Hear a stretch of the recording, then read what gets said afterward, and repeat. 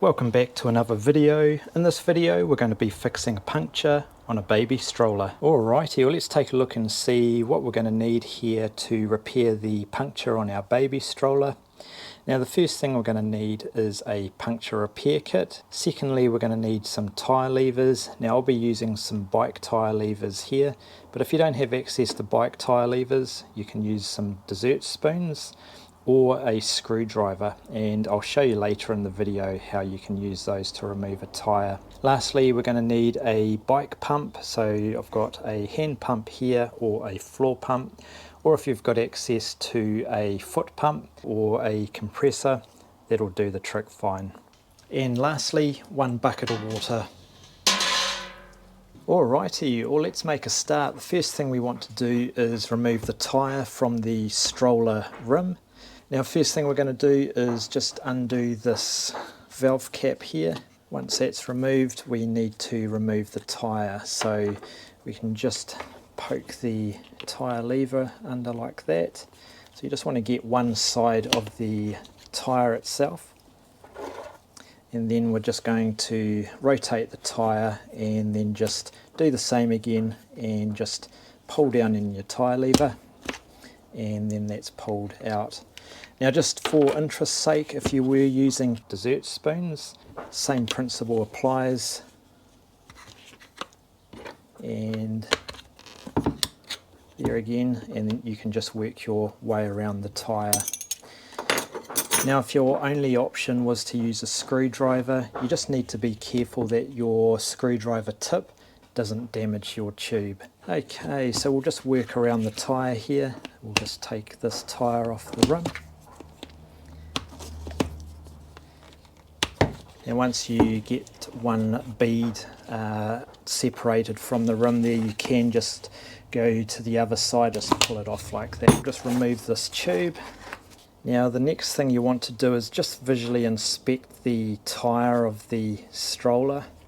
Just see if there's anything that sort of sticks out that could be a puncture. It's just dirt. Can't see any thorns or glass or anything, and just have a look. Visually quickly inspect the inside of the tyre for anything that might be sticking through, and I can't see anything there. The next step is just to pump the tube up. So we're just going to put a bit of air in this tube. Okay, and I can see the puncture there.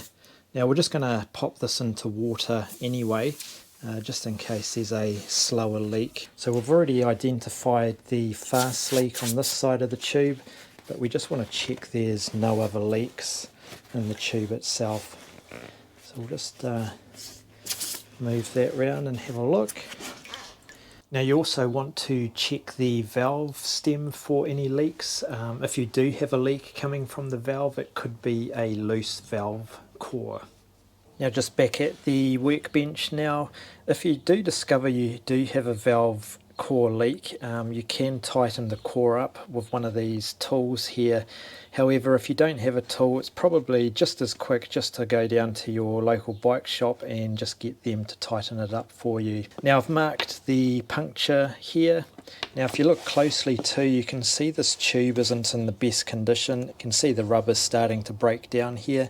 But just to get us back on the road, we're going to fix this tube anyway and just reuse it for now. Now the next step is we're just going to apply our puncture patch, and the first thing we need to do is just roughen up the area on the tube before we apply the patch itself. So basically just get an idea on how big the patch is, and we just want to roughen up that area. Now your puncture repair kit will either have a little bit of sandpaper in it, or in this case we've got like this little metal file thing here.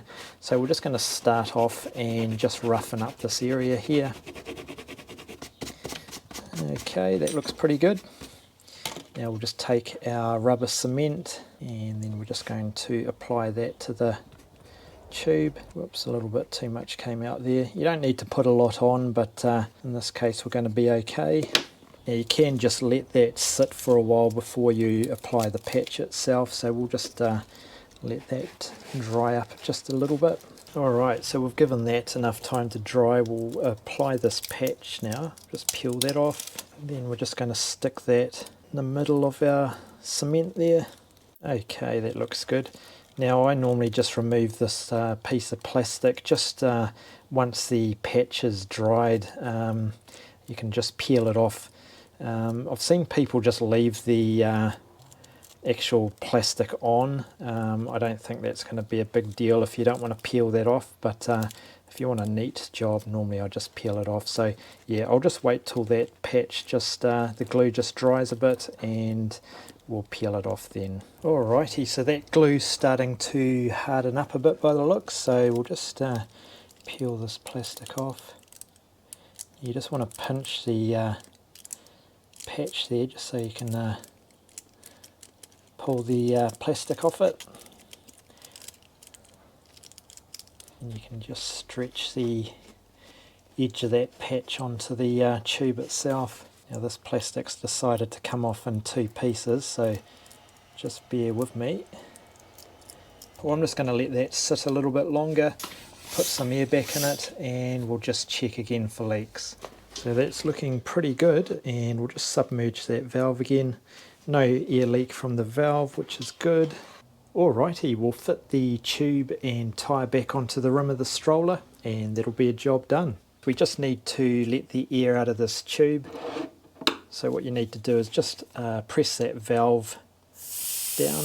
We'll just get as much air out of that tube as we can.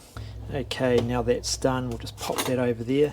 Next step is we're just going to put one half of the tyre onto the rim of the stroller. So we'll just put that on.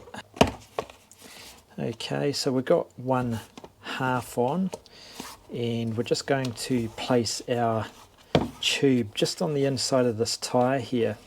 And you just want to make sure you line this valve up with the hole on the rim there. So we've got our hole just down there, and we're just going to pop that valve in, and then we're just going to work the tube around inside the tyre.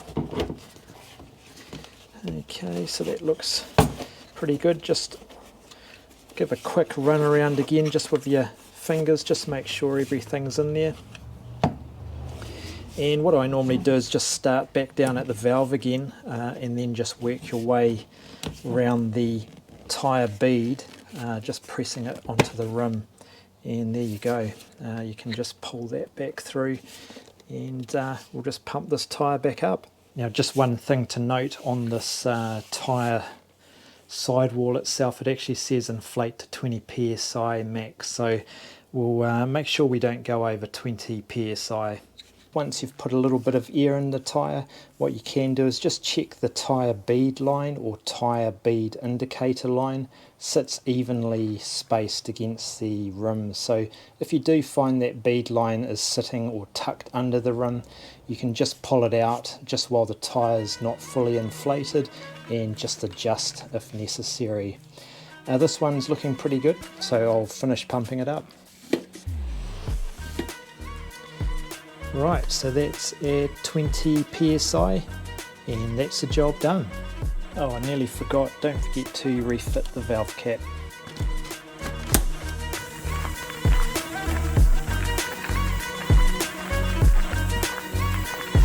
Sit, Ubu, sit.